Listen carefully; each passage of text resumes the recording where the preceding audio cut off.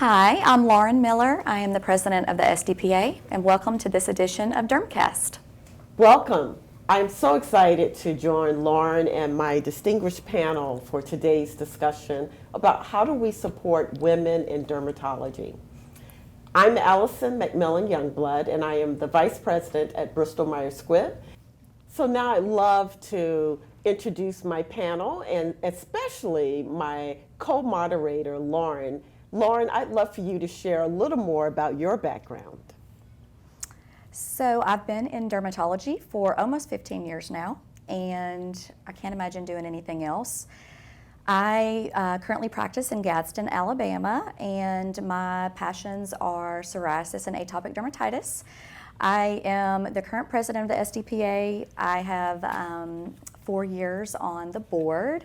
I was director at large, secretary treasurer, president-elect, and now president. And I also helped start the Alabama Society of Dermatology Professionals. It's the first society to represent PAs and MPs in dermatology. First of all, thank you, Lauren, for that great introduction. Now I'd love to introduce you to Jamika and Rachel. So we'll start with Jamika first. Jamika? I'm Jamika. I have been practicing as a dermatology PA for 4 years now. I currently work in Virginia, and I completed my PA studies at Southern Illinois University in Carbondale.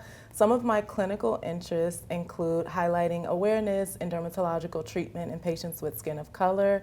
My leadership within the SDPA is in roles such as being a chief delegate for the House of Delegates Committee, a CME co-chair, and I'm also an NCCPA PA ambassador.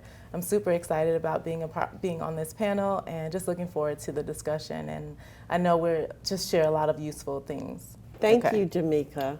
Rachel, can you share a little bit about yourself? Sure, I'd love to. My name is Rachel Printy, and I went to the University of Florida for both undergrad and PA school. I've been a PA for about 12 years now, and like Jamika, practiced in dermatology for about 4 years. I had the opportunity to transition from Mount Sinai ER to Mount Sinai Dermatology, where I had the opportunity to work with Dr. Mark Lebwohl, and really got a solid foundation for the inflammatory conditions, what you also specialize in, psoriasis, eczema. I practice mainly medical dermatology. That's what I love to do. I think we're really blessed in dermatology in that we get to oftentimes see our patients get better over time, which is very different from emergency medicine. And I co-authored some publications over the past few years with Dr. Lebwohl, and I now practice in Denver, Colorado. All right, so to kick things off, I would love to ask, maybe start off with Lauren and get your thoughts on the collaboration of pharma and SDPA and how you see that evolving over time. I think pharma has a very unique opportunity to partner with SDPA and really highlight women a couple different ways. So the first would be to really foster women in speaking roles. So whether that's for branded content or just unbranded education, I think that's something that is really a desire for our members to become more efficient in. I think other areas would be research, allowing women to get involved in research and prompting women to get involved in research.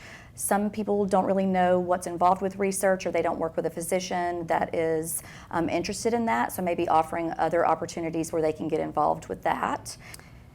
So Jamika, being involved with the SDPA, you obviously understand the value of mentorship.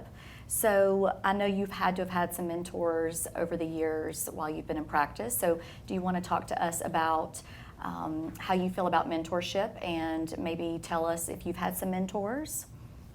Yeah, absolutely. I think mentoring and mentorship is the foundation of success for any professional. For myself personally, through undergrad, PA school, I've been fortunate enough to have experienced physicians and physician associates who have come along. Oh, are we supposed to use that term? and PAs who have come alongside me and really encouraged me, mentored me, given me advice.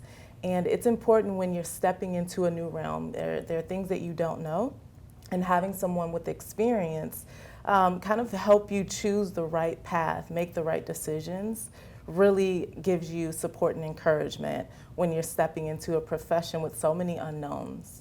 So I think mentorship is super important. I mentor a lot of pre-PA students and new grad PA students, and I understand the importance of helping them learn from lessons that I've personally experienced myself. It's very rewarding.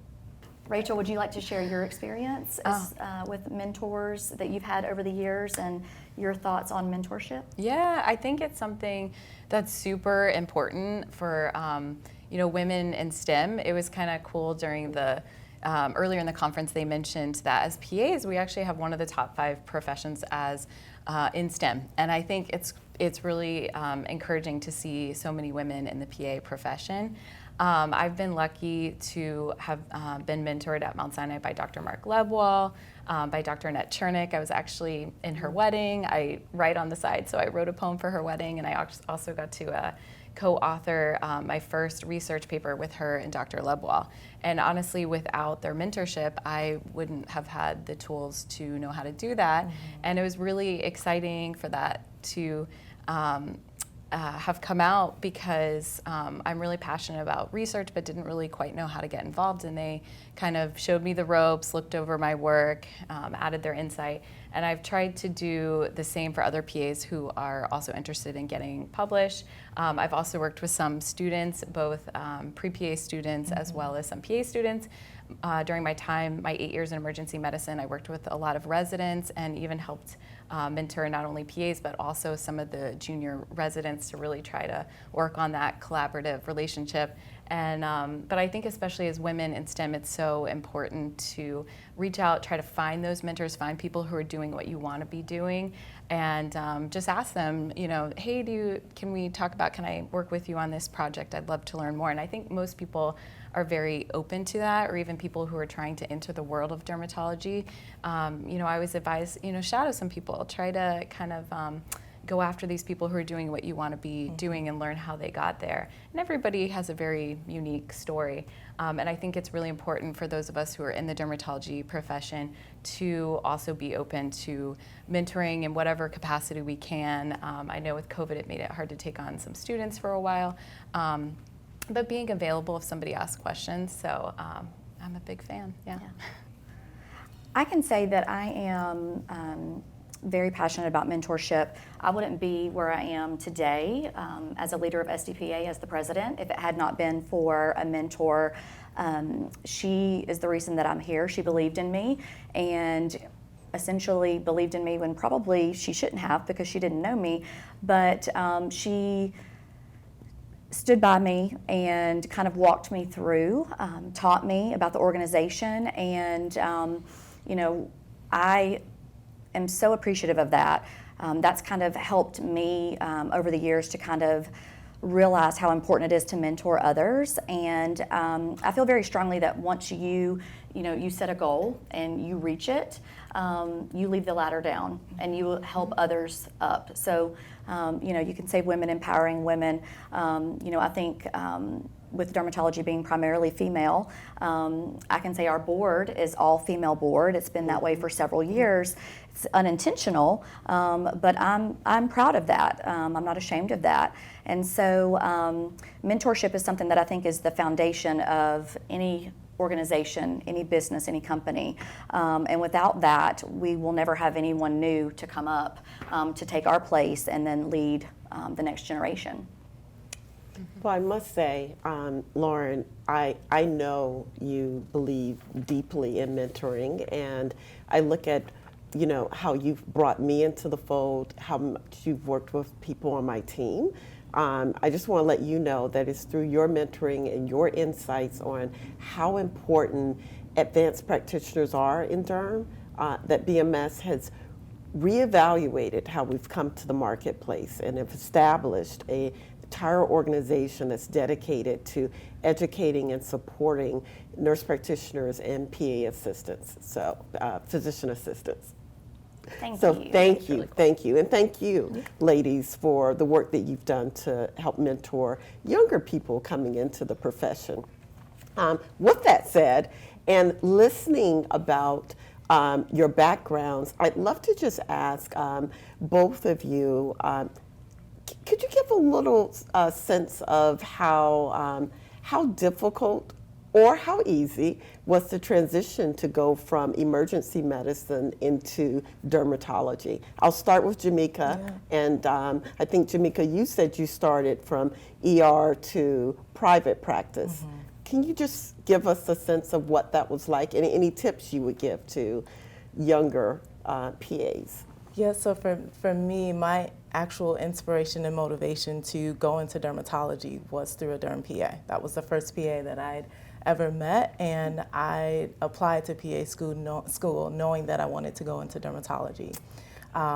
Throughout the process of PA school and graduating, life happened, and I chose to take a job opportunity to work in emergency medicine, which was one of the best decisions that I made, because in emergency medicine, you're building this breadth of knowledge, a foundation that really has supported me as a dermatology PA. Once I transitioned from working in emergency medicine into dermatology private practice, it was certainly a challenge. After 3 years of being an emergency medicine PA, you start to build this comfort, and you kind of get into your stride, and you feel like, okay, I have a handle on this. And then all of a sudden you switch specialties and you're back in an arena where you're unfamiliar, and the learning curve is so huge.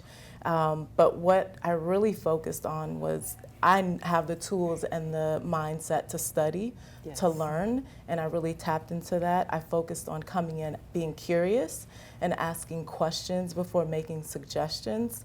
And I was fortunate enough to have a physician who wanted to teach, and she came alongside me to really, and we talk about mentorship. That's why it's important to have someone who really sees the potential in you and wants to really ensure that you have success. So my transition into private practice was really one of the best decisions as well, because it was just me and that physician, and we were able to really work together to take care of patients. That's the ultimate goal. Fantastic. Is there one thing you would offer to younger PAs who want to go into private practice with a physician? Be confident, know what you bring to the table, and as I stated before, be curious and open to learning. So I know that was more than one thing, but really be curious and be open to learning. Thank you. Now, Rachel, I know you did emergency medicine as well, but you took a different path. You went into the academy. So can you talk a little bit about that experience? Yeah, I was working at Mount Sinai. I had done ER for a long time. My two rotations I had chosen in PA school were ER and dermatology. So I knew, kind of like Jamaica said, I really wanted to build that strong base first, and I wanted to be really good at multiple different types of procedures and hands-on, and know different things about various organ systems, but then eventually wanted to transition into dermatology. So I had done that. I was kind of getting a little burned out, and I had gone over to urgent care, and I shared an office with Dr. Annette Chernick, and we became friends. And so when Mount Sinai Dermatology decided to hire their first group of PAs, she said, hey, if you're thinking about doing this, send me your CV. And that's how I first got into that role. I worked mainly in the beginning in the biologic clinic. So, talking about collaborating with industry, it was so wonderful to just meet with the different medical science liaisons. And I sat down with them to just learn everything I could about this new industry. And like Jamaica said, be curious. And I really just studied so much. I read Bologna and Fitzpatrick, and I did the SDPA fellowship program. And that helped give me a really strong foundation that I go home and will read the JAD or different articles. I feel like we are always growing as a profession. Our profession is always changing. There's always new products coming to market that can help our patients. So yeah, I'm really fortunate that I got that time in academic medicine because they really taught me to look at studies and how to evaluate them and understanding safety and efficacy. And it just was a great foundation for me. I also, I had Thursdays off, but I would go and attend grand rounds from 8 a.m. till noon. And I tried to set up with the 2 PAs that I supervised sort of a mini journal club where we would go over interesting cases. And so I loved that. I now work in, I then went from there and during COVID spent a year in Florida working at a nonprofit hospital system in dermatology, but now I'm working at a private equity group in Denver. And it's different. I don't have a physician on site. My supervising physician's amazing. If I have a question, I call him. Or can send to him messages through our EMR system. Hey, take a look at this photo. You know, these are my thoughts. Do you have any other thoughts on this? And it's great. We have a wonderful working relationship. It's different than academia. There's not quite as much research for opportunity and maybe like writing up of case reports. So I really encourage any new PAs, especially who are trying to enter into dermatology. I think academia is a great way to start. I can imagine private practice, you also can get a really close collaborative relationship with your attending physician. But with academia, it was pretty cool to get involved and get to go to those grand rounds and do things like journal clubs. So I thought it was a good start, yeah. Great, and I love that you have gone from emergency medicine into the academy and now in private equity. Can you talk a little bit, you know, when you're in the academy, you have just this wealth of knowledge and grand rounds, and it's easy to learn new information. Have you thought through how you're going to stay on top of things in private practice? Yeah, I still, like, you know, am reading through I'm just going back and like I call Bologna my Bible. So I have an interesting. It's the dermatology It Bible, is, yeah. for sure. I like to like go back to it. I always Ashfaq Margoob does wonderful lectures on dermoscopy. So I've followed. You know, I just got his book. I followed a lot of his lectures. Attending conferences like this one, such a great way to learn new information and keep up to date on it. And in fact, there's somebody coming to this conference who I remember before I even got into dermatology, I was thinking about that transition. I was kind of starting to get a little burnout, and I attended, I think it was a Maui Derm conference, and I met this gal who now we're reconnecting, and it's cool to see that like I've made it into dermatology, and there's somebody I'm sitting next to at my table now who she is in a different field. She's trying to work her way into dermatology. She's actually doing the SDPA fellowship that they offer for affiliates and attending these conferences, and honestly that's the best way to sort of like get that base to transition. And then for me, I still go to the conferences, I read the JAD. It's a little expensive, so I get it from my attending physician. And just, I still read books. Thank you so much, Rachel. So now I think, you know, the key question that a lot of women wrestle with is how do you manage work life with family life and also take care of self? So I'm going to start this question with you, Lauren. Can you share how you juggle? Yes, I would say it's definitely a juggling act. I've learned over time, I like to say it's perfectly imperfect, and I've had to learn to kind of let go of some control. I do a lot. As president of a 4,700 member organization, I speak for numerous pharmaceutical companies. I lecture at conferences. I run full-time clinical practice. I have a 10-year-old, I have a 9-month-old, and my husband is a head football and basketball coach. So my life is very, very busy. But you know, I think at the end of the day, it's more of just something internal. I was raised by a mom and a dad that just taught me that anything that I wanted to do, I could do. And the only thing that would stop me from doing what I wanted to do was just myself. So I'm my own limiting factor. So, you know, there's been times where I think, oh, I don't have enough time for this, or I don't. And, you know, some of the small stuff I've had to learn. If I'm not passionate about it, I do have to learn to say no. But if it's something that I'm really passionate about, I usually just tell myself, I will find a way to make it happen, and I'll find a way to juggle it. So honestly take it day by day, and I'm very organized. I'm type A, so everything is written down, and I have a planner. It's my Bible. I go by it. If it's not written down, then it won't happen. So that definitely helps. But I would definitely say as well, my husband is amazing, and it's very much a team effort. With children, especially young children, I'm very blessed to have a partner, and one that believes in me, supports me going after my dreams. He's currently at home right now taking care of our 9-month-old who is sick. And as much as I wanted to stay home, he pushed me to come because he knows how much this meeting meant to me. So, I definitely could not do what I do and juggle what I juggle without him. So I think it's definitely a group effort. And whether it's your spouse or your parents, your siblings, whoever it might be, your friends, having that support system definitely helps as well. So.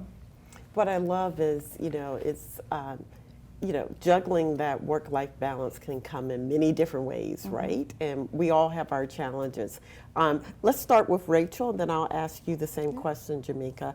How do you juggle? I mean, you certainly have moved from one side of the country to the other side. How was that, and how did you manage your keeping balance, I should say?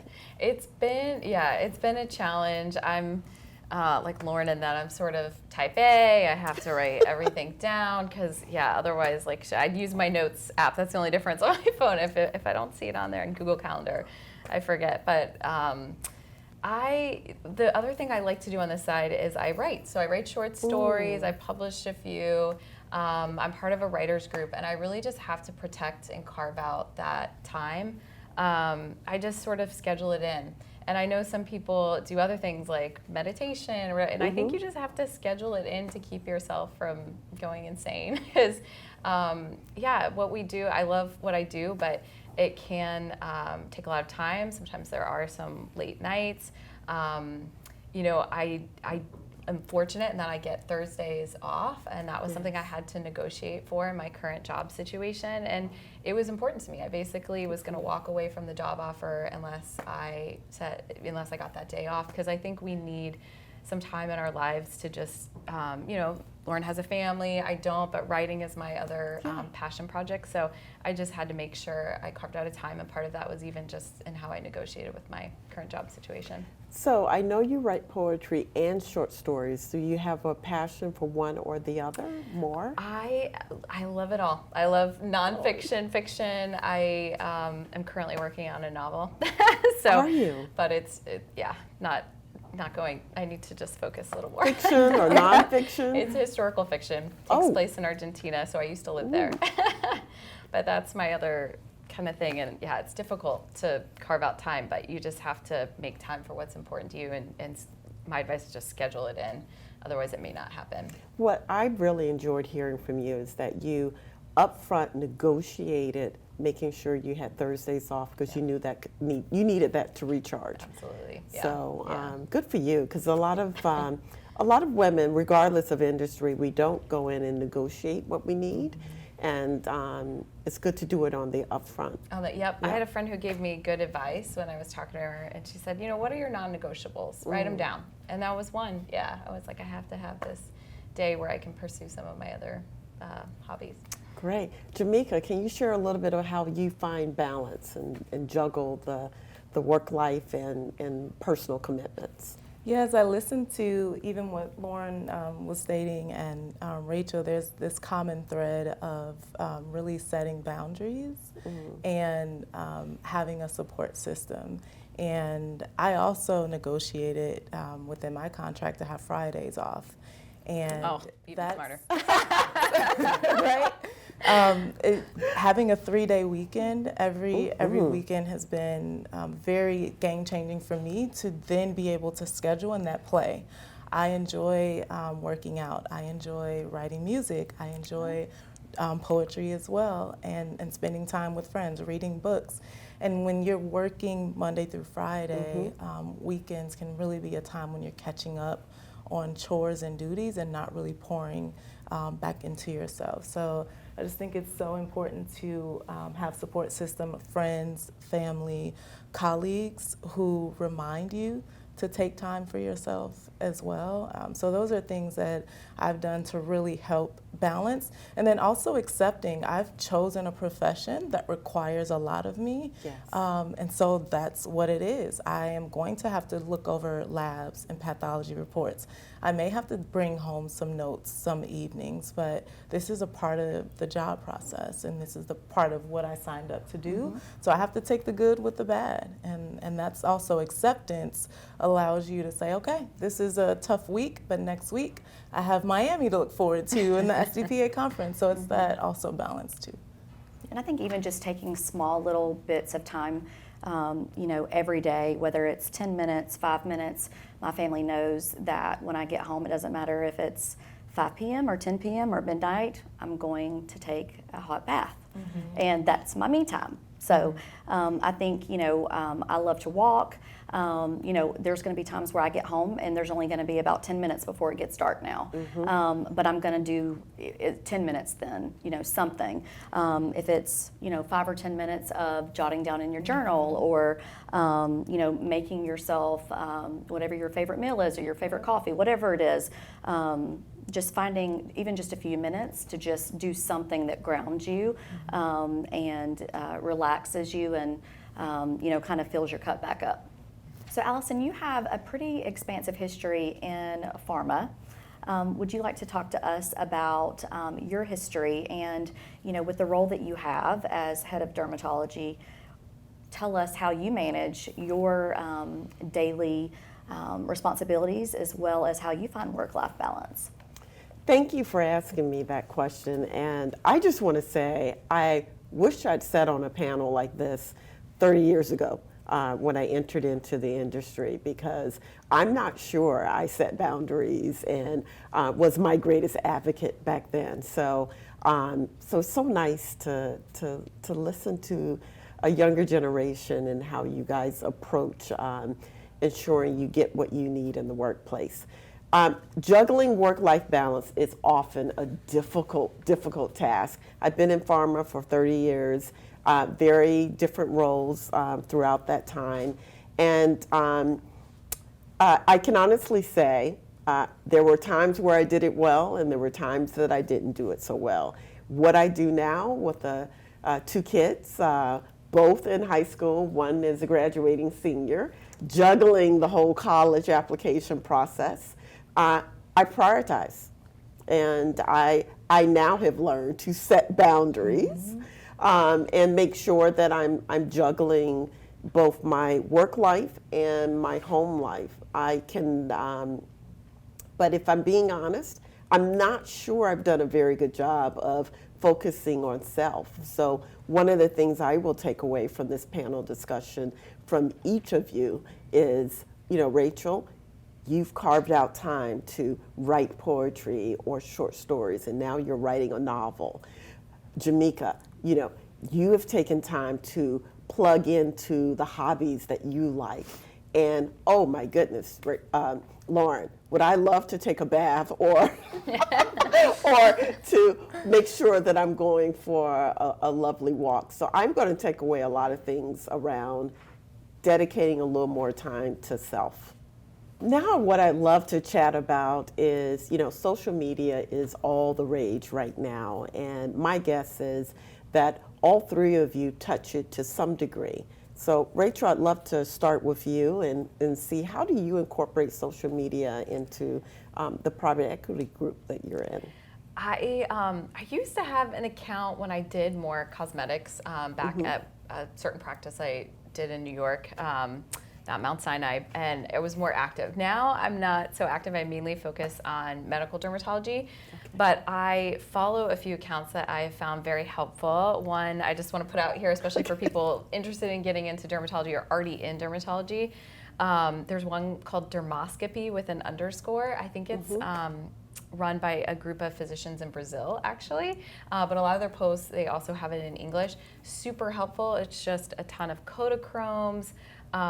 They do quizzes. I've learned a lot. So I think social media has been helpful as a tool that we PAs can utilize, and maybe these ladies will probably speak to that a little bit more. I haven't, maybe one day, it's a time thing for me, but one day I'd like to utilize it more. But I follow some accounts that I myself, as I've learned some great things from other providers out there in the field.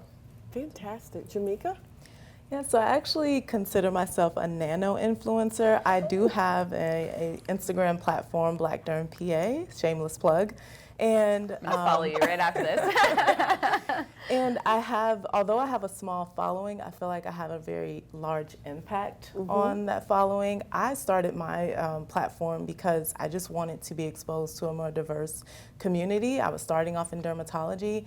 And honestly, I needed a little inspiration and motivation to study, and I figured the way that I could do that is as I'm learning, I could create content to share with my followers on what I'm learning, specifically showing them presentations of dermatologic conditions and skin of color.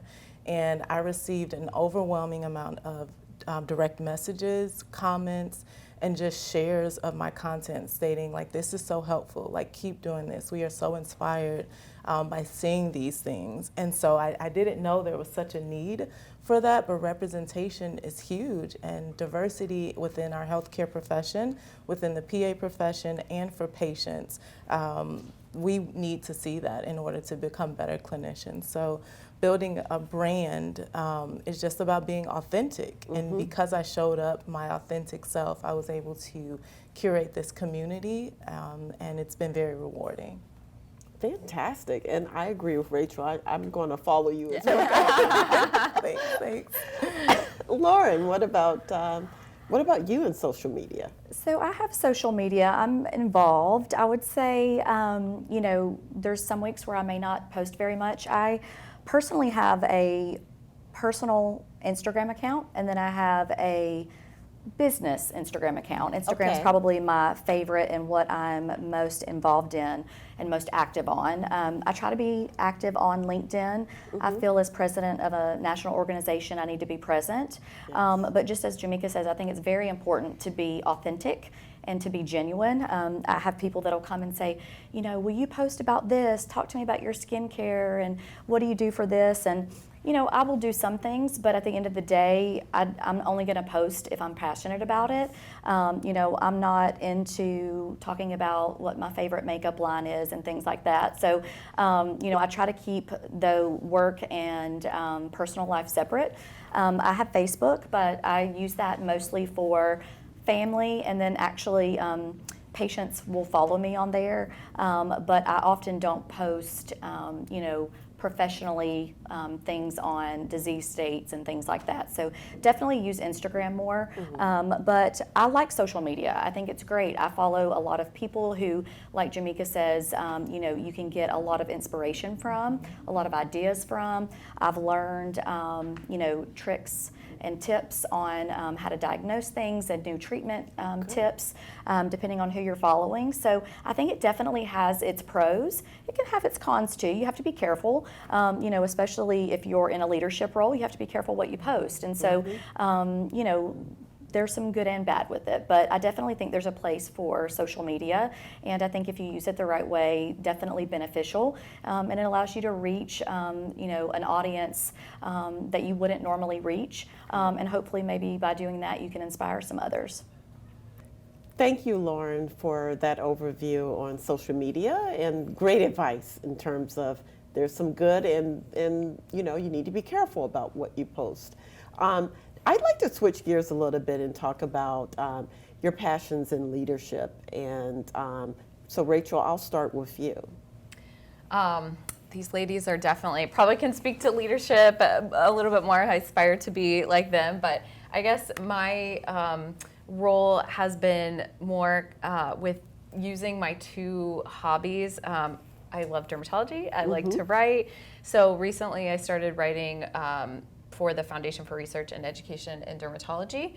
I'm part of the steering committee, so we get to choose various topics, and I get to pick things that I feel like I find interesting and that maybe my colleagues find interesting. And it's meant for PAs and NPs who have been in dermatology for a long time, and also people who are maybe new to the field.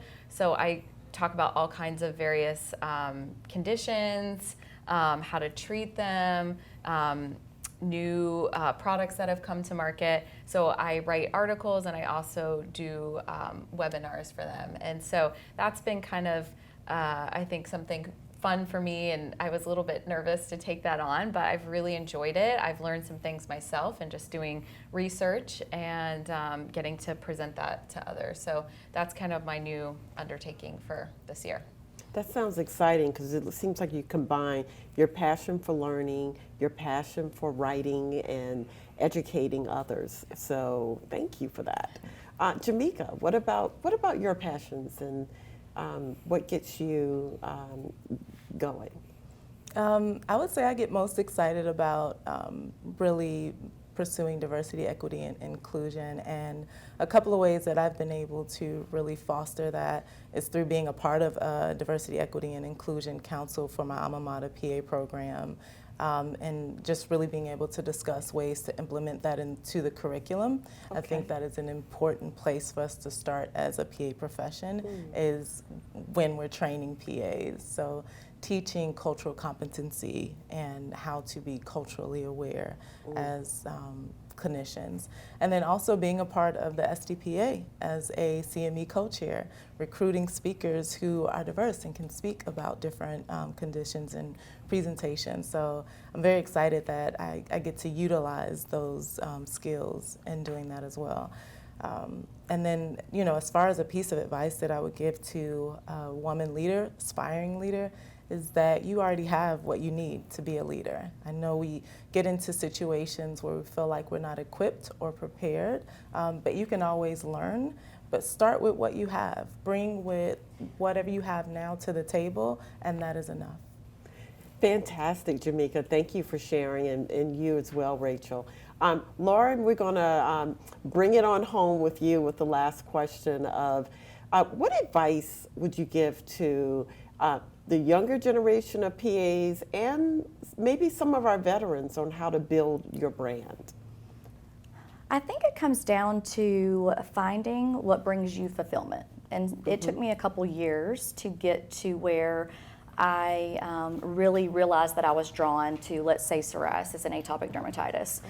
And so I think, finding whatever brings you fulfillment, and then it's focusing on that. I, spent a lot of time going to dinner programs. I would make sure that I went to certain lectures, that I went to as many meetings as I could if there were certain speakers that were going to be somewhere, just so that I could learn as much as I could about that particular disease state, because that's just what I felt passionate about and what brings me fulfillment. So I would say find what brings you fulfillment and then just go after it. And in that process, you may find that within that there's other things that bring you fulfillment as well. So let's say in that, I found that I really enjoy speaking. I found that I really enjoy teaching, and I found that I really enjoy mentoring others. I love to see other people reach their goals. And yes, from a female perspective, I love nothing more than to see another female reach their goals. And it's almost kind of like giving a gift. I love giving a gift more than I like receiving. And that's the way I feel about mentoring. So I think, finding what you're passionate about, going after it, and, really just like Jamika said, you already have what you need. It's honestly just acting. It's acting on what you want, not letting someone tell you no, and not letting yourself tell yourself no. Believe that you can do anything that you want to do. And then I think it's just being authentic to yourself. Don't let anyone, try to change who you are and what your values are and what you enjoy, and make you think that you're supposed to fit into a certain box. As a female, often I think we may be made to feel that we're not supposed to be away from home for extended periods of time to do meetings, that we're not supposed to miss bedtimes, that we're not supposed to miss dinner times. But don't fall into that. If it's something that you find fulfillment in, you go for it. You can be whatever it is that you want to be. So I think just being authentic, going after what you want, and refusing to believe that you can't fail and that there's nothing that you can't do, that's building your brand. Thank you, Lauren, for sharing how to build your brand and be true to it. I just want to say I have a 14-year-old daughter, and I think the best gift that I can give her is the ability to get a clipping of this tape and to hear from such strong, trailblazing women in this industry. So thank you for everything you do for your patients, and thank you for making sure that you bringing your knowledge to female PA derms. Thank you everyone for joining us for this session of Dermcast.